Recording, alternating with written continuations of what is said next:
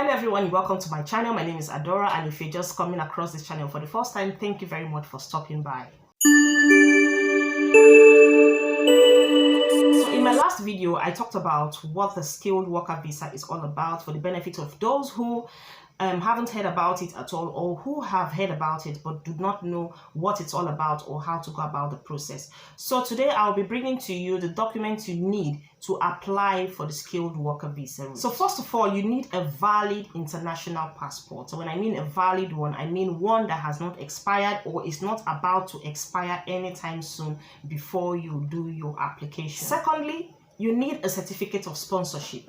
This is a proof that your employer-to-be has actually written to you, you have talked to him, you have communicated, and you have been given the job, and that the company is actually supporting your coming to the UK or supporting the whole process that has to do with you being employed by the company. So you must have this when you are about to apply for your visa, because the immigration would want to know exactly if you're coming into the country for this particular job, what is it your employer is supporting or assisting you with. Are they assisting you partially, or are they assisting you fully? Now, when I mean partially or fully, there are some companies that would want to pay for your whole trip, your whole expenses to the United Kingdom. Some companies that would want to accommodate you. Some companies that want to pay for your flight fare and everything. These are all the things you need to know when it comes to, when your contract agreement and all that. So all this falls into the certificate of sponsorship and co. The authorities would like to know exactly in what way are they supporting or are they assisting you to come and work for them in the United Kingdom. Thirdly, you must have a proof of English language. Now, if you are from a country that does not have English as the first language, it will be very, very beneficial for you to write an English test before you come over to the UK or before you apply for the job. Now, I know there are some countries that accept IELTS as their approved English test exam, but if you know there are other tests that are approved in your country, it would be very, very nice if you can Google, if you can make your research and find out what English tests are being offered or can be used from your country to gain acceptance into the United Kingdom for the purpose of this visa. You will also need a proof of your new job title and your annual salary. Now, when you're applying for this particular work visa route, you must be able to get a document from your employer which states the kind of job that you are going for, which states the role you have been offered, and which states exactly how much you will be paid annually. The authority needs to know exactly what it is you're coming to do in the country, the kind of job you were doing. Everything that pertains to that job needs to be put up in paper, and for the authority to understand exactly what you're coming to do.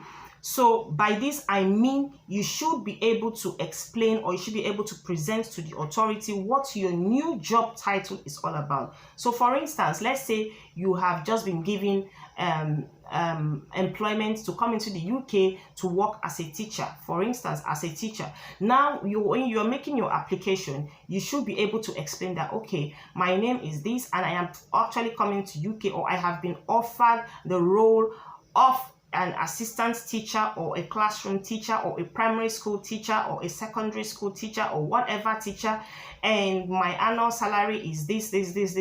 So there must be a very clear understanding of what exactly you are coming to do in the United Kingdom. Also, you should be able to provide your job occupation code. Now, your job occupation code is a particular code that is being generated to you after you have been accepted for that particular job. Every job that is under this work 2 tier visa route, or is under the skilled workers visa route, issues out a particular job occupation code to people who they are employing into their country. So with this code, it shows that your company or your employer-to-be has been permitted or has been granted the permission to get workers from outside of the United Kingdom. You should also be able to provide the name of your employer-to-be. So for instance, you're coming into the country and an employer has already offered you a job, and you're about to apply for your visa. You should know exactly what your employer's name is. You should know exactly what the sponsor license number is. And these are the documents you should be able to present to the Home Office, because they need to know who has employed you. Now, another important aspect is the evidence of financial support. when you're coming to the UK through a visa like this, the United Kingdom authority would like to understand, if you're coming like this, if you're coming through this route, what evidence do you have to support yourself financially? Now, some companies might decide to sponsor you fully or partially. If they are sponsoring you fully, then that means that before you come, they're going to make arrangements on on how to get into the United Kingdom. They're going to make arrangements on your accommodation, and they're also going to make arrangements on, you know, how you get by. Unless your company or your employer to be is willing to support you fully, unless your company that has just employed you is willing to support you fully, maybe in terms of accommodation, in terms of your flights and tickets, you know, the whole total package. If they are giving you a total package, just you get into the country and start to work, then fine, that's very, very okay. But if you have reached an agreement that you will do certain things by yourself while they do certain things but for you, and so that means they're not supporting you fully, you should be able to prove to the authority that this is what you're doing for yourself, and this is what the authority, this is what your employer is doing for you financially.